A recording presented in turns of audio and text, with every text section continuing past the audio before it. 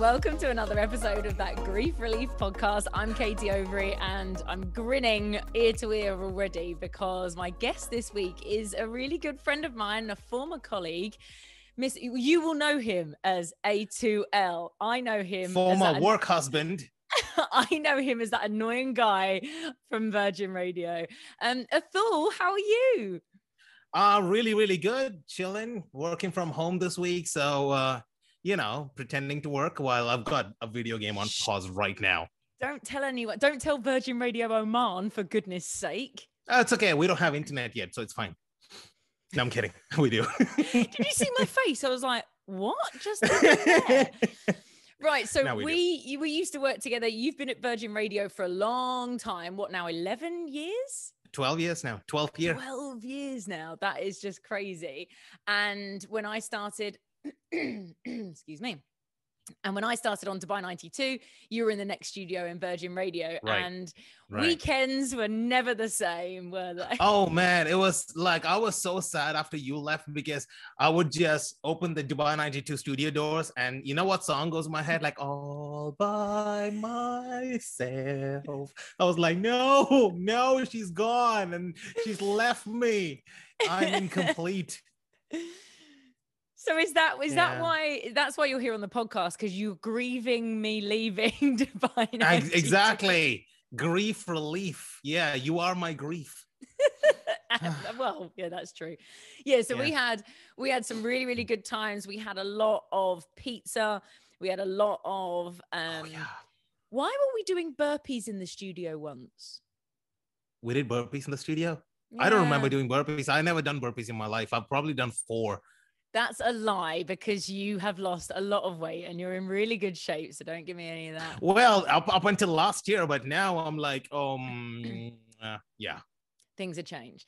Anyway, so then you moved down to Oman, which is an hour's flight from the UAE. 40 minutes. You can actually fly to Oman faster than you can drive to Sharjah. And that's a fact. I don't know where I'd rather go. Come to Oman. It's actually beautiful. I love Oman, actually. What is it? Cafe Kamadin? No, what's it called? It's a really awesome place. I went with my brother and we played board games and I beat him at Trivial Pursuit and he was fuming. Shisha, and there was like these kind of just white kind of picnic benches outside. You've described every shisha place in the Middle East. Okay. Yeah, that's true. All right, fine, fair enough. Now you are like legit. We've got to stop because people are like, yeah, we don't care. You guys are friends. We get it. Although we're friends,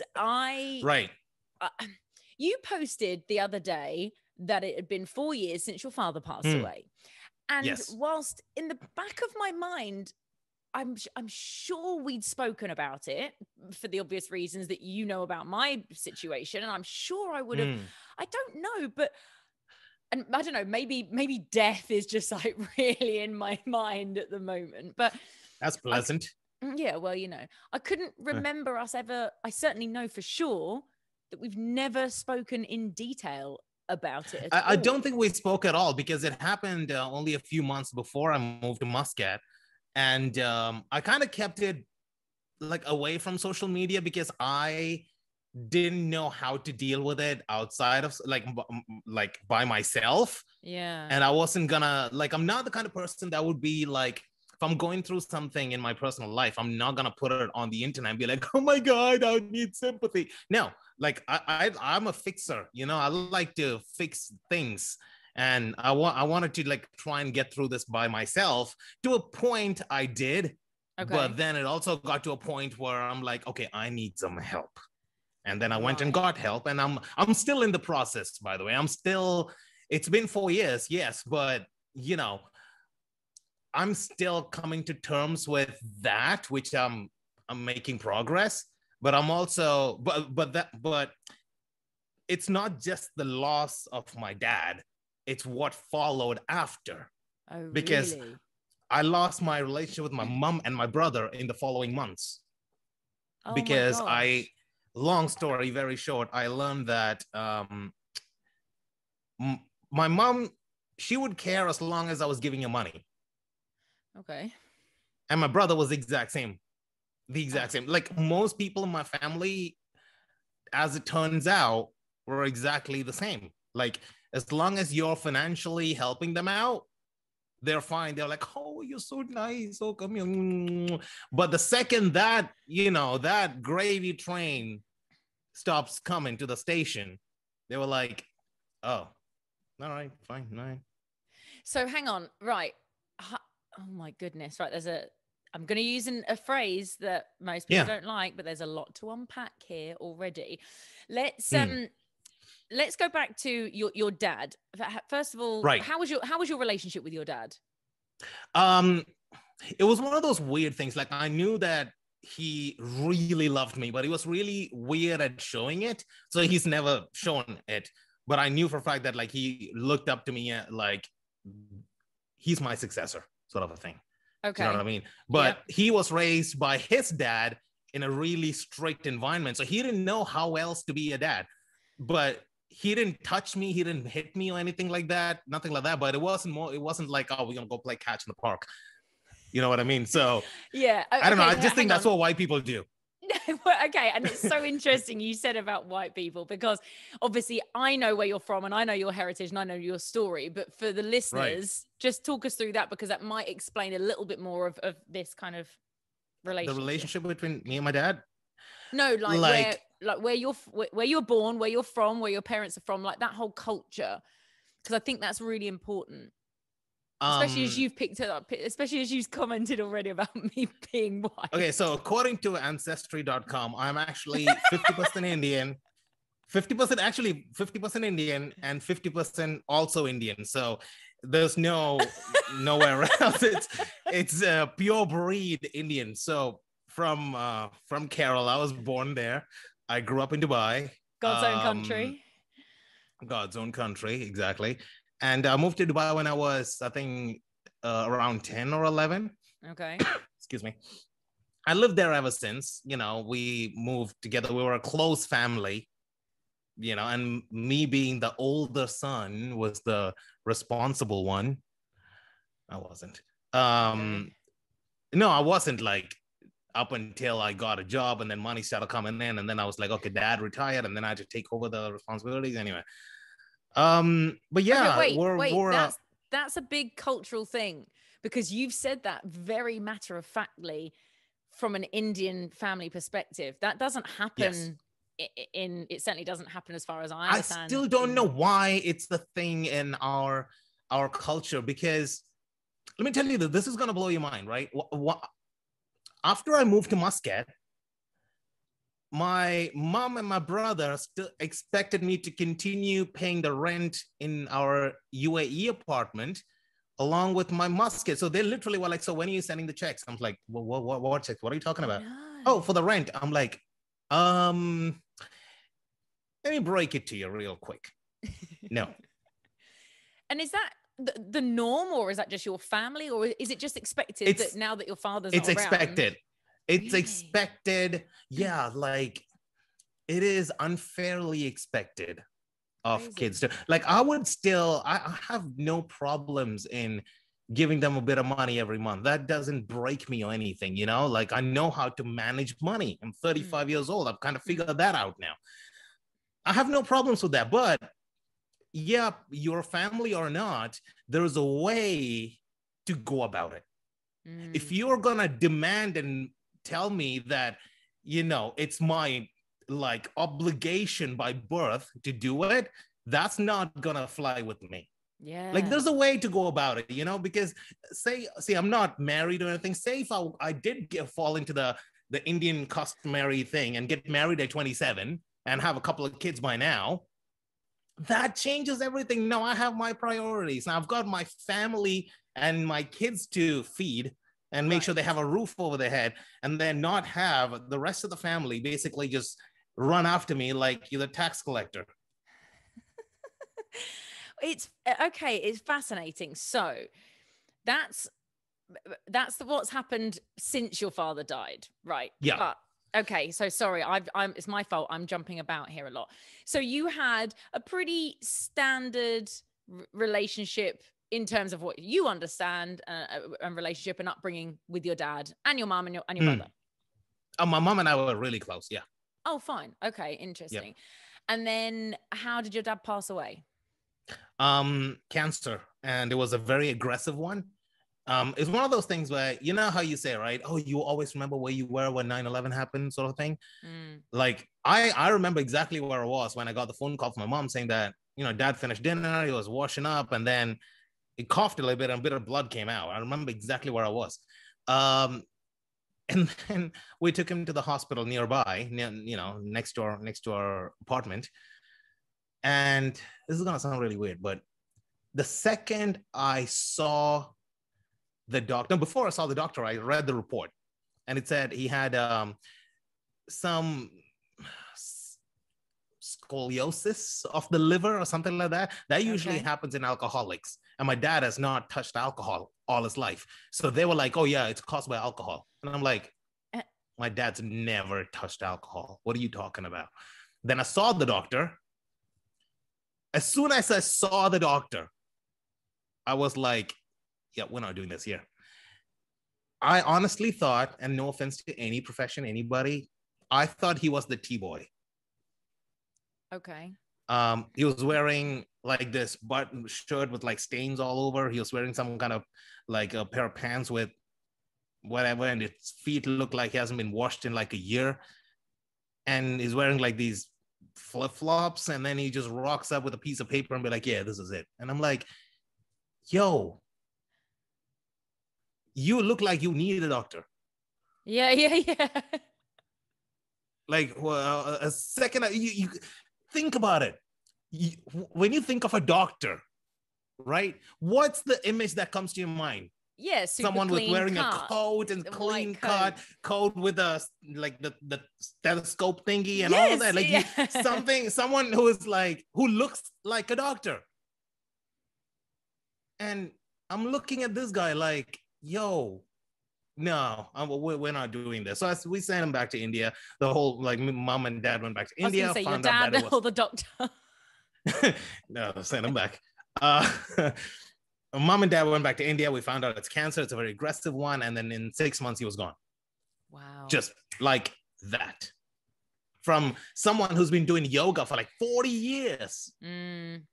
Is super healthy, wakes up at 5 o'clock, goes for a walk, comes home, does yoga for like an hour, goes about today, writing books, like publishing books. And I'm like, wow, like, really? Yeah, cancer doesn't care about that. Like, whatever, the universe is gonna do me like this now? Why would you do that? Anyway, so yeah, that's what happened. And the sudden loss, at the time, I was like, oh, I should be sadder than this. Why am I not sad? Now I know that was just shock. Then trying to navigate, you can relate to this, right? Like, it was like my whole mind was like a foggy mess. And I'm trying to navigate through it, not knowing like where I was going. And then I was in a relationship with somebody at the time that I had to end that relationship. I just had to, because I put it this way, here's an analogy. There's a plane, right? 30,000 feet, soaring through the sky. If you suffer catastrophic engine damage, right? Both your engines are out. The pilot looks for the nearest landing strip. And then what they do is they dump fuel to lighten the plane so you can land and not crash. Fuel that is so essential for that plane to stay flying in the first place. Yeah. That's what I had to do with my relationship at the time, because it was too much for me. I was gonna crash. I had to end that relationship, dump fuel so I can find myself before I crash and burn. Wow. And she couldn't understand what I was going through. And I don't blame her, because you have to go through a grief of this magnitude to actually understand what it is that this person's going through. Yeah. And it got to a point where I was like, I can't do this anymore. I just can't do it. I need to figure this out. You can't figure it out for me because you don't know what I'm going through. No. And you can no one really knows what anyone's going through. Yeah. We can try and relate if we've suffered grief, but even then I wouldn't necessarily like know. You can tell me all the generic things to make me feel better, but I know it's coming from a place that you haven't been. You know what I mean? So it's not her fault. Obviously, it's not her fault. But then again, it's sometimes, and she's a really good person. Like, she messages me twice a year, once on my dad's birthday, once on his anniversary. She sends me a WhatsApp, which is nice. She's a good person. Like, it's something that I had to do and not something that I wanted to do at the time. And yeah, I just had to focus on myself. I'm like, if I can't get myself out of this mess right now, like, it's gonna end pretty badly for me. And then losing my relationship with my mom and brother is a discussion that we can get to. So immediately after your dad passed away, were you in India, or did you fly back immediately? I was there. You were there? No, I was right next to his bed when he passed away. And then we did all the, the rituals and all that. And it's a lot, in what religion our culture. Are you? I don't practice, but on paper, I'm Hindu. Okay.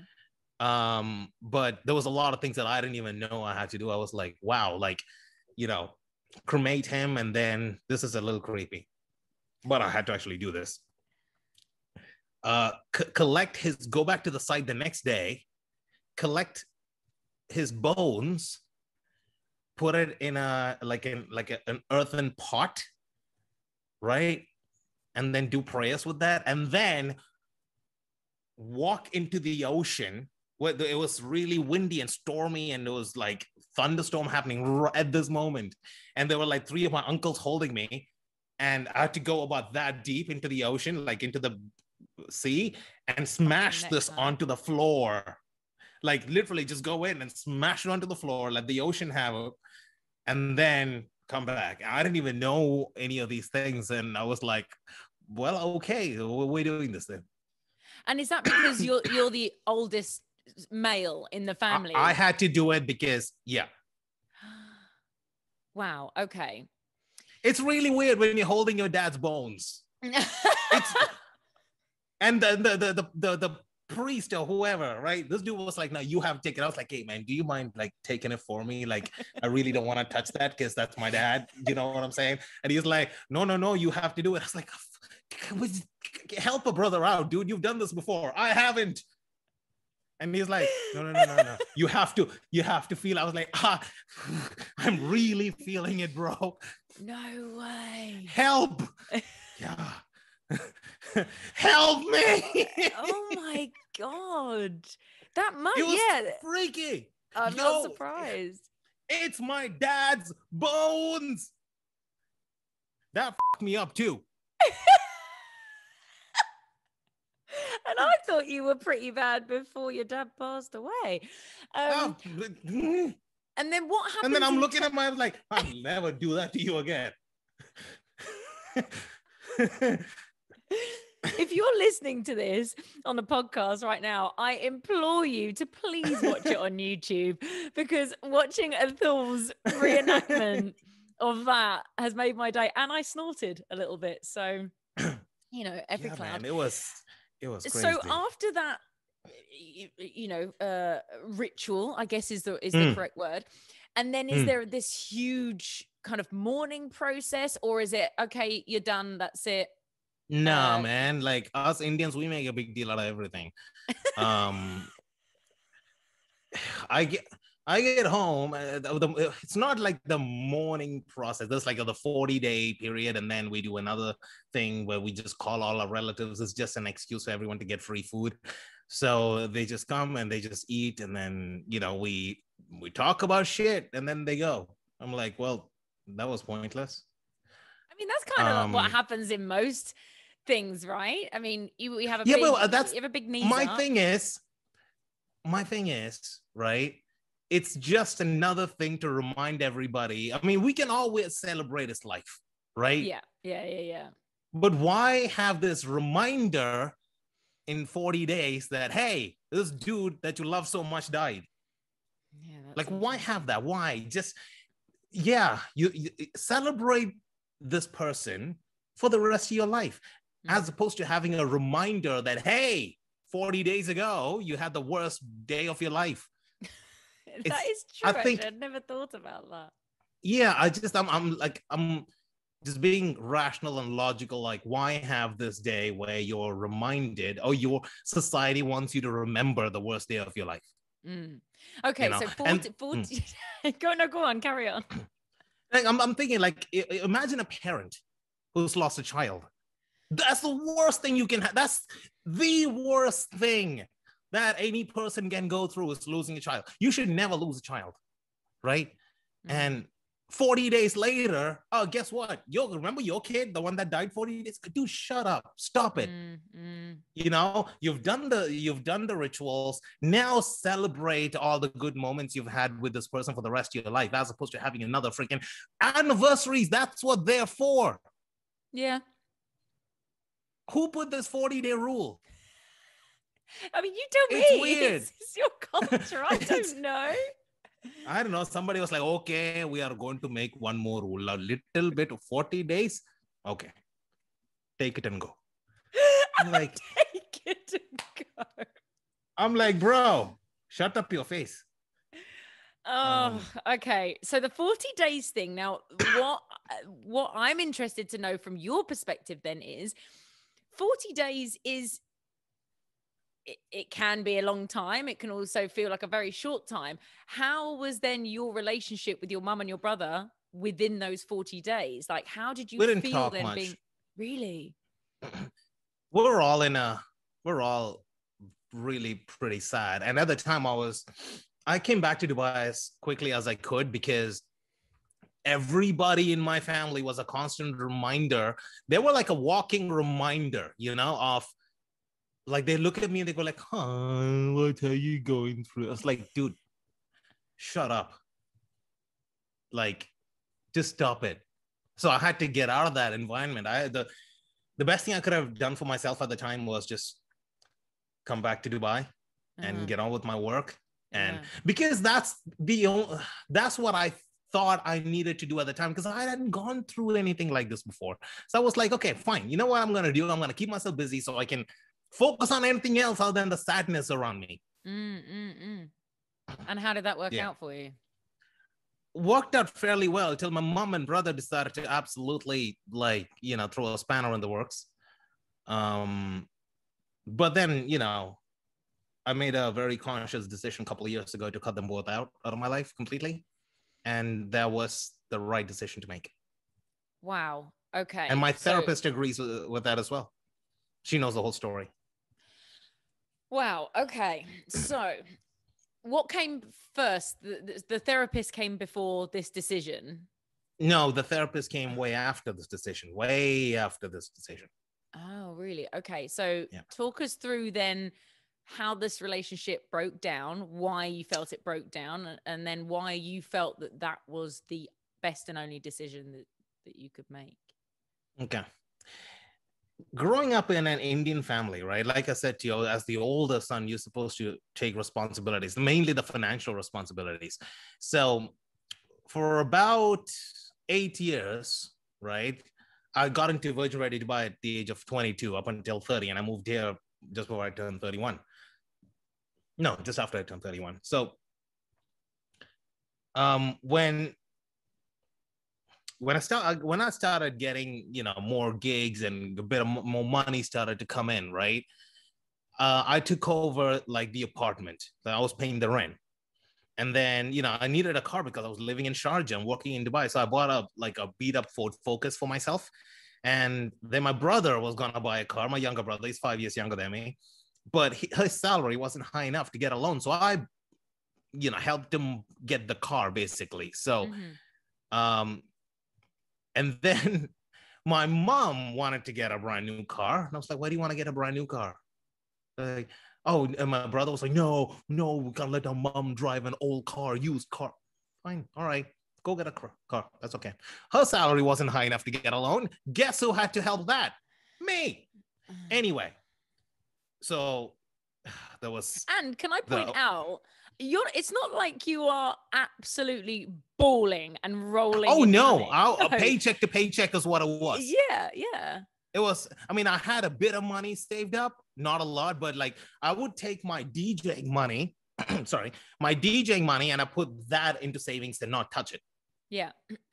And whatever money came from radio was what I used for all my stuff, like on the rent. And like mom and brother was supposed to pay me back every month for the car money, or they didn't do that. Maybe they've done like once every 3 or 4 months. So I was basically hemorrhaging money at this point, right? And then dad got diagnosed, and cancer is expensive. Not gonna lie. Cancer is not cheap.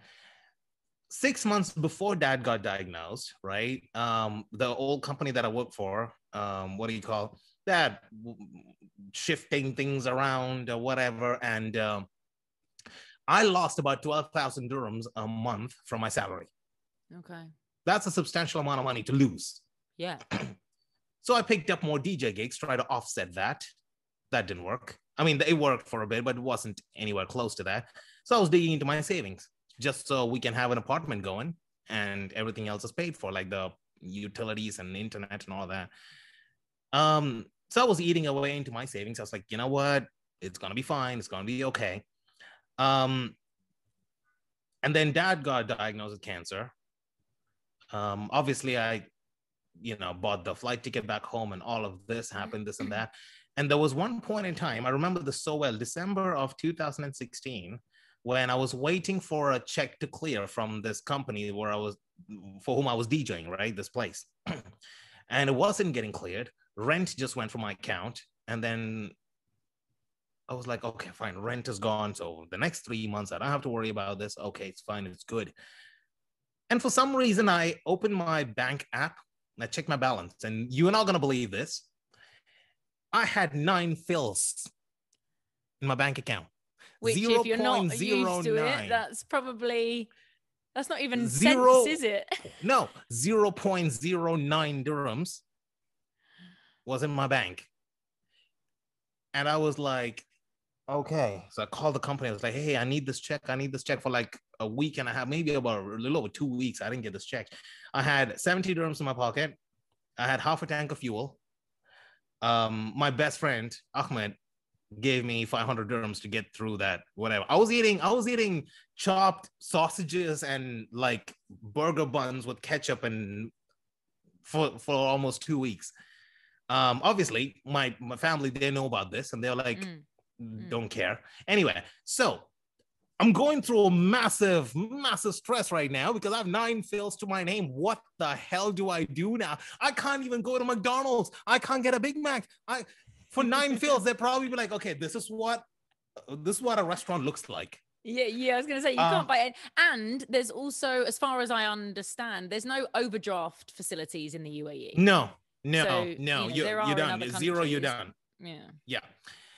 And then my mom walks into my room, right? I at this point, I am very close to the edge. I am there.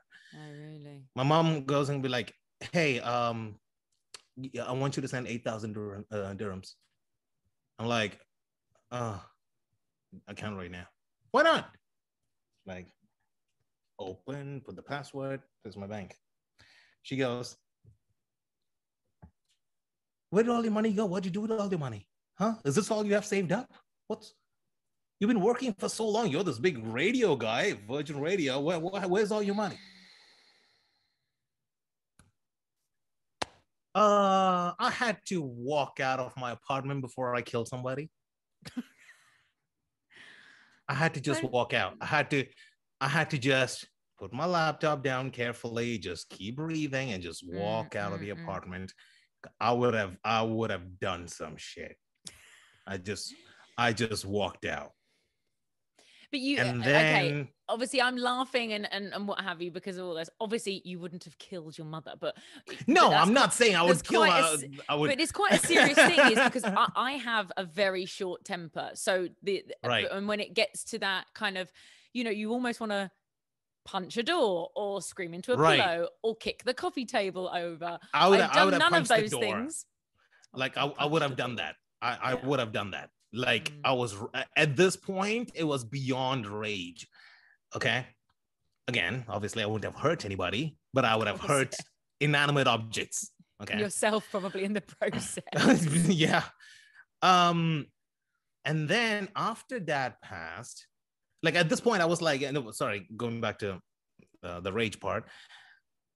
And then finally, a week later, the money comes in. I was like, oh, okay, now I can breathe. So about 35,000 dirhams. I was like, I could breathe now. It was this constant, it was always about money. And I'm like, I told my brother, like, hey man, listen, you gotta do something here. I'm out. Like, I'm working part-time. I'm doing this radio thing, and I'm DJing at like 5 different places to make ends meet. And here you are buying military shoes for like 400 dirhams. I'm like, you haven't walked a day in your life. You're easily about 20 kilos overweight. You need military shoes. You won't be able to walk with them. Well, yeah. Anyway. So why was he allowed to get away with it then? Because I was the older one. This is mad, by the way. Because I was the older one, the responsible one. He's the little baby. Give me a break. Anyway, so he did help a little. I'm not gonna lie. After I was completely like incapacitated financially, I think he did help. So credit where due. He did step up a little bit, but it was again discrediting everything I had done for them for 10 years prior to this. And then after he passed away, I came here to Muscat, and then mom would still be like, after he came here is when grief really hit me. It really hit me. I was like, I am never going to see my dad again. I'm never going to see his face. Like, holy shit. Then it really dawned on me. And my mom was like, oh, you got to keep sending money. I'm like, I've just spent a lot to furnish my new apartment. I've moved here. I paid 2 months worth of deposit, and like, I'm trying to figure shit out here. Like, look at it this way. A mattress. If you want a good mattress to sleep on, that's not cheap. No, yeah. You can get a wooden plank for like 50 dirhams. But if you want a proper mattress, you're looking at 3,000, 4,000 dirhams. Easy. Or you can sleep on a wooden plank. It's one or the other. I mean, there are mid-range mattresses, but no, that's the one that's here. In Dubai, you have more options. In Muscat, you don't. Right. Okay. There's Home Center here, and there is that. There's definitely a gap in the market there. This is like a Dragon's Den moment where Athul and I are going to go into business for mid-range value mattresses. If your aim is mediocre, we got you. We got your back. You should say that. Yeah. We got your back. I mean, I'll do the tagline. You do the voice. Yeah, I can do that. Anyway, so it just got to a point where everything was about money. And then I was having a conversation with my brother. Excuse me. This is the last straw. This was the final straw, right? I asked him to do me a very simple favor. And he straight up said no. Like, okay. Started getting into an argument. I said, after everything that I've done for you, I asked you for a favor that cost you no money, nothing, no effort. And you say you don't have the time to do it. And he goes, oh, after everything you did for me, what exactly did you do? Dad would have died in 2 months if you were the only child. Meaning I didn't do shit. Everything was done by him. And he's the one that cared for Dad for 6 months and not me. And I still have that screenshot. I was, after read that, he followed that. It was like a lot of laugh emojis. I read that and I was like, you know what? Family need not always be blood related. Mm-hmm. I can cut them out. It was a hard decision, but it was the right decision. And you've never regretted it? No, not a bit. Not one bit. Oh, because 2 years ago. That's 2 years ago. Because I've had enough reality checks in my life to know who has my best interest in their heart, and I have their best interest in mine. So I know very well now who those people are. You can count them on one hand. People that I know will be there for me when I need somebody to just lean on and just cry my eyes out. I know who they are. And they're not my mother or my brother. And that's not an easy thing to realize. No, it's not. It's that really must have been not. Really hard. It was. I wouldn't call it hard. It was kind of disappointing. It was really disappointing. Like, I felt like everybody was always telling me, hey, you got to be strong for your mom. You got to be strong for your brother. You got to be strong for this, strong for that. I was like, is anybody here willing to be strong for me? Because I'm taking applications. You know, it just got to that point where I was like, I can't carry these guys any longer. I can't I can't carry you guys any longer. I can't, like, what's that saying? Just because I carried well, it doesn't mean it ain't heavy. Absolutely. So I had to drop that load. I was like, done. You know what? That's it. I am done with you guys. I am done. I'm actually, at this point, I am well and truly done.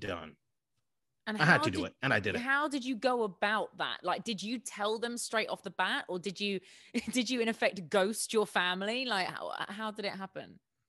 A bit of both. I told my brother to right off. Sorry for swearing. I told my mother that I can't do this anymore. Right? You have ruined this relationship. This is beyond repair now. There's nothing you can say to me that's gonna offset everything that you have before. Like, she said stuff to me that no mother should tell their son. Like, I showed it to a couple of my friends who knew a little bit, and they were still like, oh, come on, man, it's your family. I was like, okay, you know what? Read from here all the way. Just read as long as you want. Like, here we go. Here's my WhatsApp. Halfway through, they were like, oh, okay. Yeah. It got to that point. Like, I poured my heart out because I wanted my conscience to be clear. So I poured my heart out. It got me nowhere. It got me nowhere. And after it was done and you'd kind of made that decision and they were essentially out of your life, how did that make you feel? What was the next few weeks and months like? Free. No way. Yeah. Felt really free. I felt like one of the things that I realized, and I apply this to everything, is I am fully in control of how I feel about everything. Okay. If somebody makes me feel good, it's perfect. If some person makes me feel bad, I am in control of it. I can do something about it and I can walk away. If anything, if someone says, hey man, let's go watch a horror movie, and I hate horror movies, right? I'm like, I don't want to do it. It's in my control. I am in control of how I feel about everything. I can't control other people's actions. I can control my reactions to them. And ever since then, I'm like, you know what? I'm going to take control of how I feel. If I'm feeling anxious, I'm going to control it. I'm going to try and not feel anxious. The way to do that was to speak to a therapist. And she has done, she's awesome, man. She tolerates me for an hour. She's fantastic. Like, I just put everything on her table. I was like, hey, you're in for a treat today, baby. Here we go. She loves it. She just laughs her ass off. How difficult was it for you to, again, maybe not so, but the kind of common misconception that is, as a man, as a male, you kind of don't really do therapy. And obviously you've alluded to the cultural background of you're now the head of the family and you have to be strong and boys don't cry and that kind of thing. How then was it easy for you to reach out to a therapist? You're clearly very open about it, which is I applaud, because I'm hoping that other people listening to it, because I told you before, the DMs I've had from people from the South Asian community and from the Arab community who talk to me about counseling and therapy, but would never tell their family. I can't, and that's the reason why it's a female therapist, because when I try and talk to a male therapist, my alpha personality takes over, and I'm like, oh, this guy, I'm like, I'm talking to you. How interesting.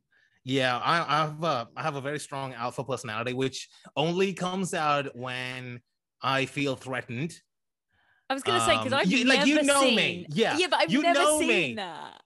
Which is why I have, like, you know me so well, but if there is a male in the vicinity that I feel is a threat to my kingdom, then alpha takes over. And I can't do that, because if I'm opening up to a male therapist, my very fragile masculinity takes over.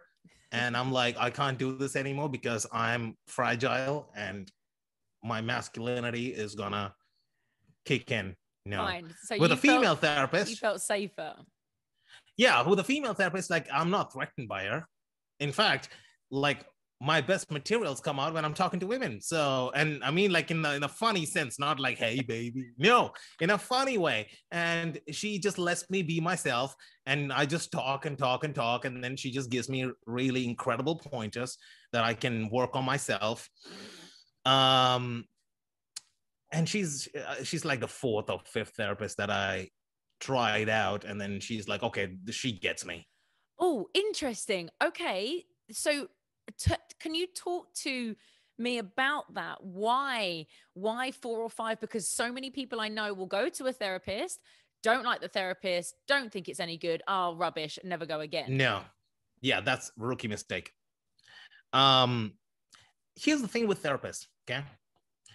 A therapist is like a partner sort of a thing, okay, in a strange way. Mm-hmm. Or a co-host if you're from the media industry. If there is no chemistry, it's not going to work. Like the first therapist that I gone to, I talked to her for about half an hour, right? Because I'm like, hey, every minute is money. And she was like, you know what? I am going to put you through hypnosis. I'm like, what now? You're gonna dangle a coin in front of my face, like ding, ding, ding. And I'm gonna be like, oh yeah. And she goes, no, let's try this out. Go lie on the couch. I can do that. There was I on the couch, eyes closed and everything, playing the part.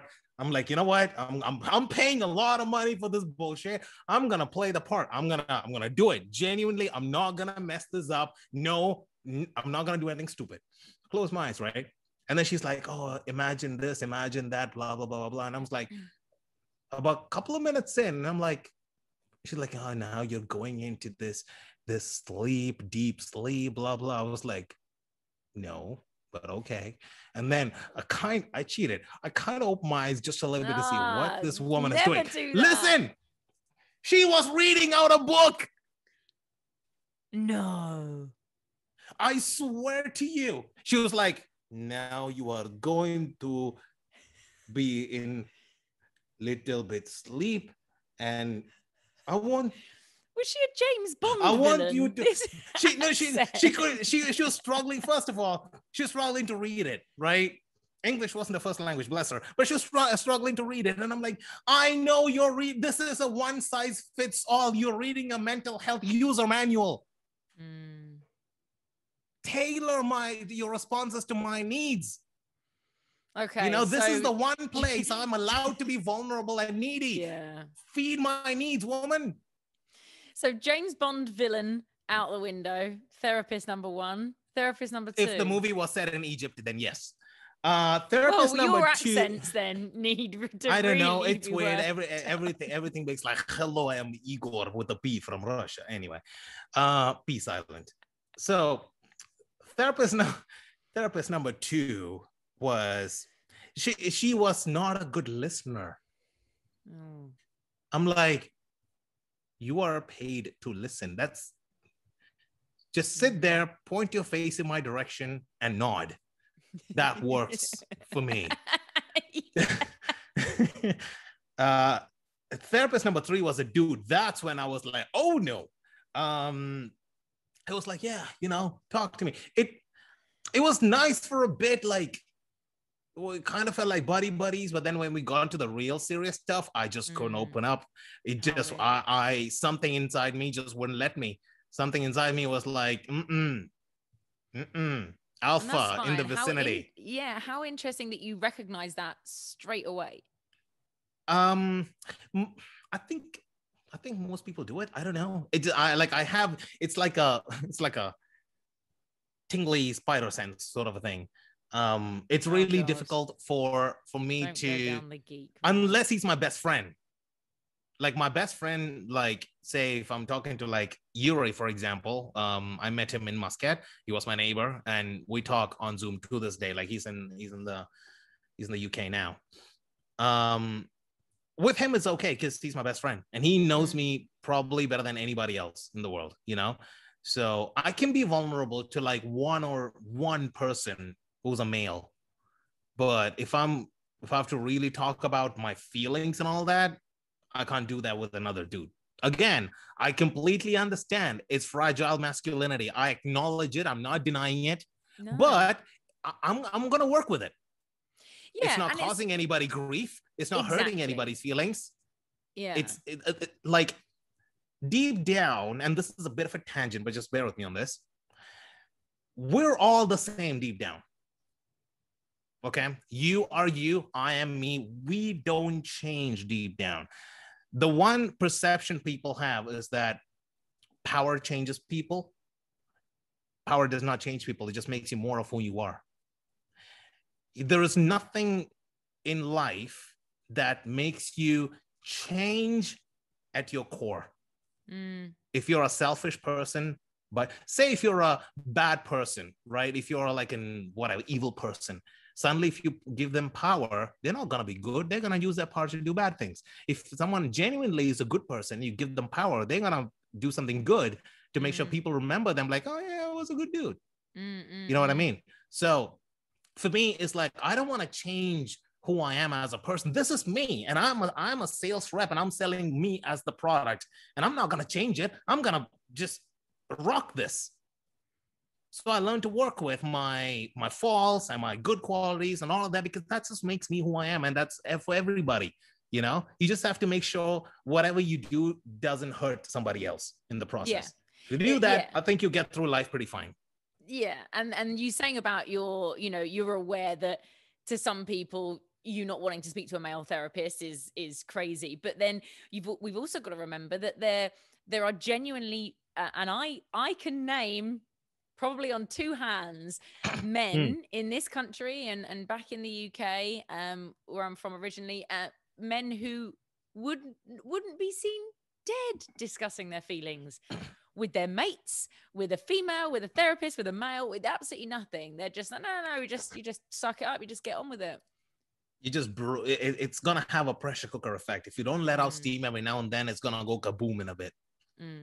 So that's a pressure cooker effect. With regards to your grief relief, if you like, how you said you're still going through it, and it's been 4 years since your father passed, and then 2 years since you made this decision to break away from the bad energy of your mum and your brother. What has gotten you through this grief period to where you are now? Therapy and surrounding myself with people that have my best interest in their heart. But mostly therapy. I can't stress enough. Like, I'll tell you what, in my culture, Indian culture, mental health isn't a thing. Walk it off. It's not a thing. It's not a thing. Like, dude, it's so stigmatized and so frowned upon that people don't want to be like, oh yeah, I'm in therapy. No one wants to see you. They were like, oh, heading to the therapist's office like this. Like, you don't want to. We need to normalize mental health. It's a thing. And I think the best thing that companies and I think the first step that society can do to normalize mental health is, if your company is going to give health insurance, make it also mental health insurance, not just physical. And have a therapist on retainer. Give them a basic salary, tell them, yeah, you can accept clients outside of the company as well, but this is what it is, and have people do it, normalize it. Because in my culture, mental health doesn't exist. They literally call you mental as like you're a patient and tell them to walk it off. They laugh at you, they make fun of you. So nobody comes forward. Nobody wants to talk about it. They just think this is life. No, it's not. Talk about it. Let people know what you're going through. Okay. So because of and I'm so grateful for you saying that and speaking out.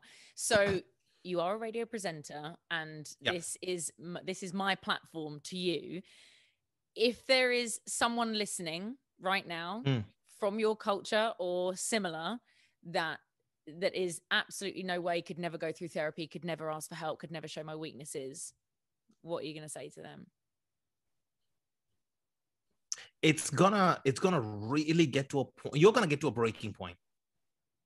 You're gonna keep that, and you're gonna get to a breaking point. Remember, you're gonna have the pressure cooker effect that if you don't let out steam, it is going to explode. You don't know when it's gonna happen. It would be too late. You would only know it when it happens.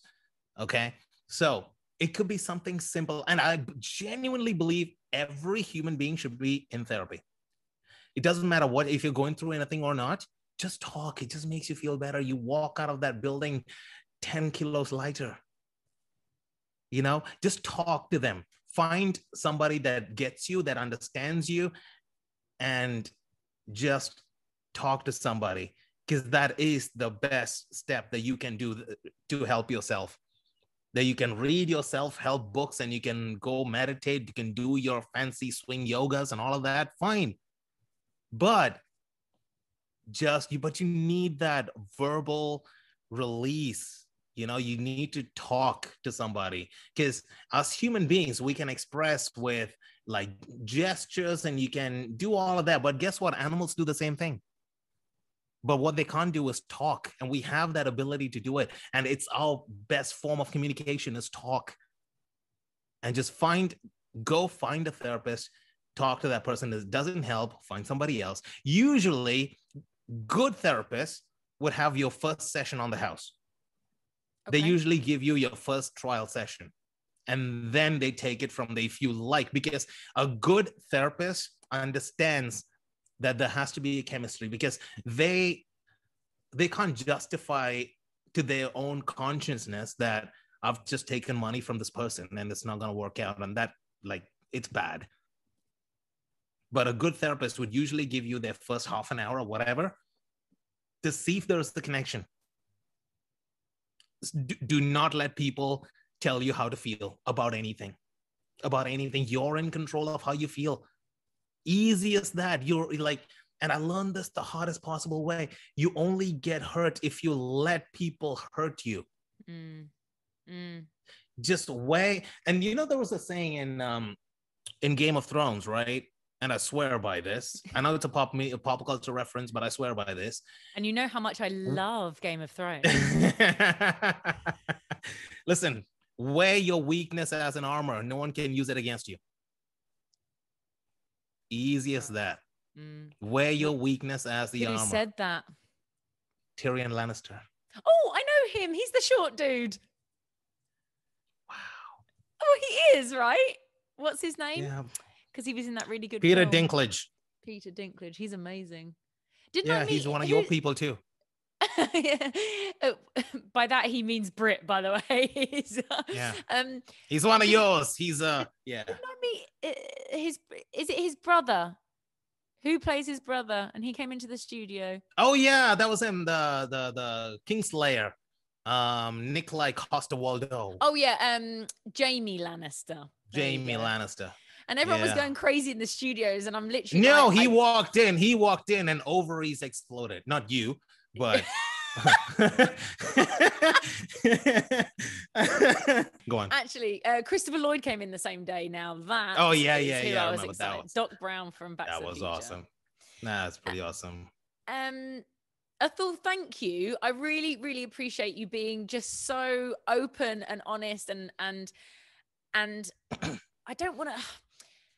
I know we spoke about this, and it's always very difficult, and especially with everything that's going on in the world. But I'm very grateful because we've discussed it from a cultural perspective and a cultural point of view, and because I have no touch points, I can't relate to it at all. To me, it just sounds mad. Like, why it sounds mad to me too. Oh, right. Sounds mad to me too. Not gonna lie. Remember, I was raised with expats. Yeah. Like I am my only Indian friend.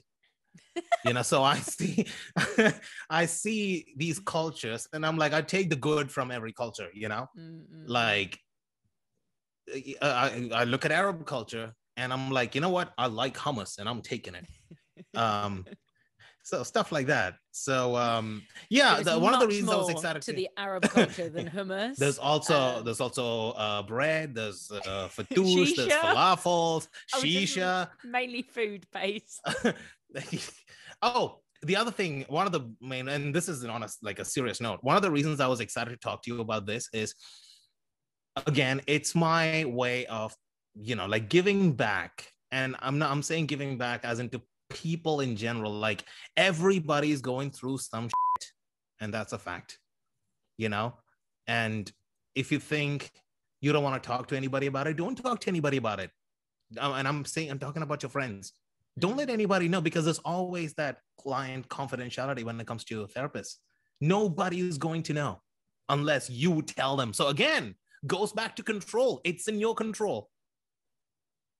So try and take control of how you feel. It sounds like an arrogant thing to say, but it is exactly that. Take control of how you feel about everything. Try to take control. If something is making you feel bad, cut it out. Everybody, we all deserve to be happy. We all want that tiny little piece of thing in our hand that's gonna make us happy. But, you just gotta take initiative. No one else is gonna do it for you, because I can't do things to make you happy, because I'm looking for the same thing. If I see it, I'm gonna take it and run.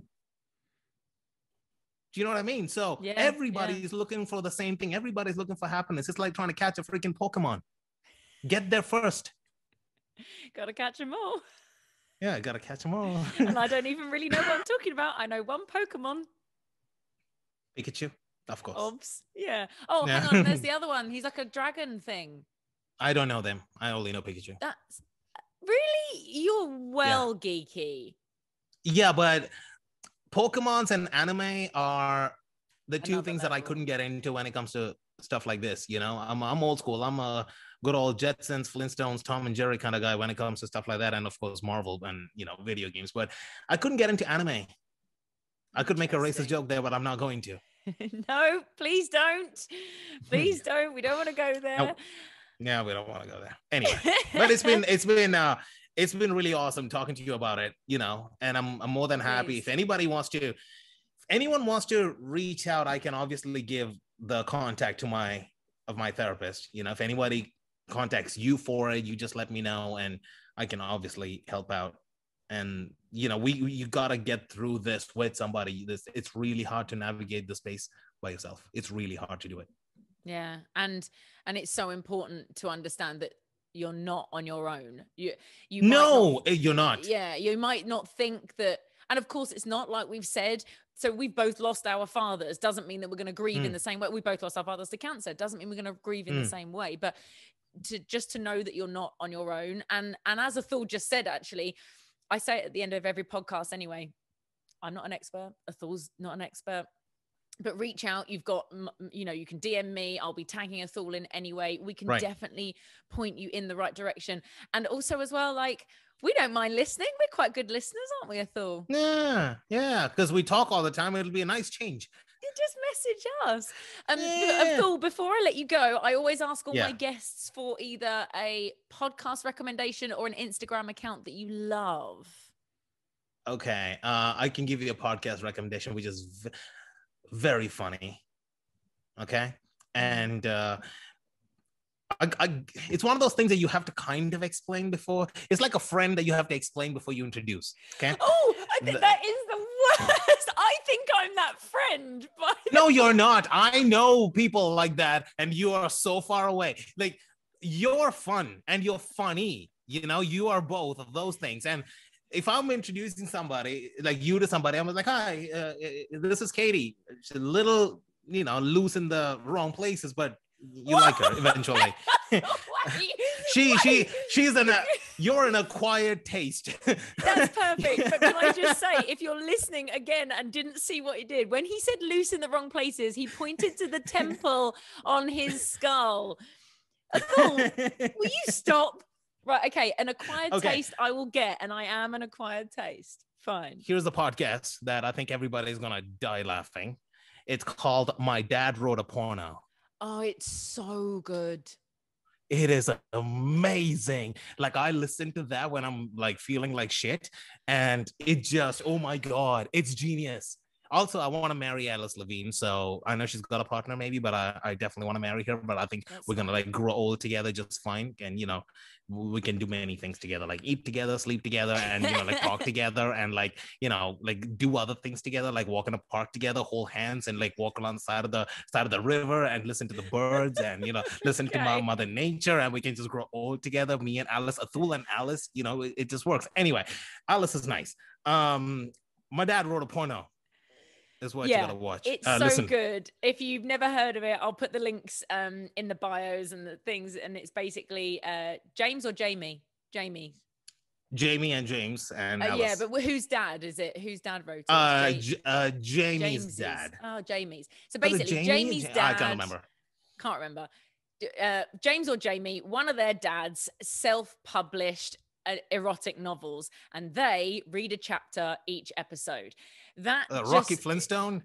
Oh my goodness, it's Bella. What was her name? Bella. Anyway, please listen to it. Don't listen to it if you're easily offended, but please. Oh my God, don't. It's yeah. It's you learn all kinds of different ways that you can what do you call? Explain a woman's lady parts. Oh my God! Right. Yeah.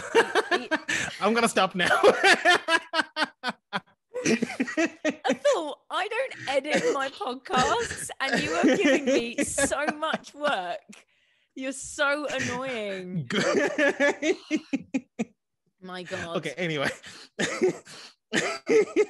Athul, Kamal, I'm going now.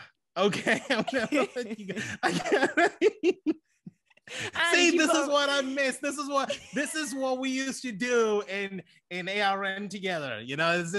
It's one of those friendships that you can't explain.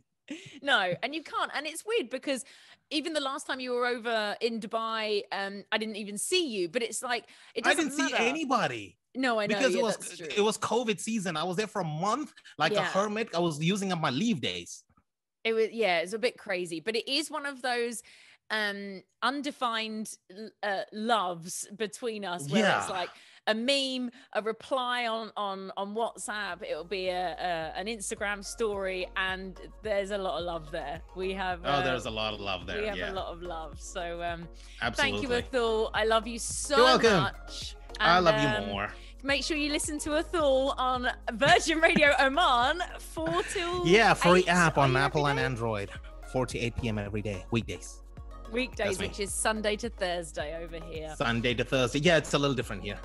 In the Middle East. I love you. Love you more. See you. Bye.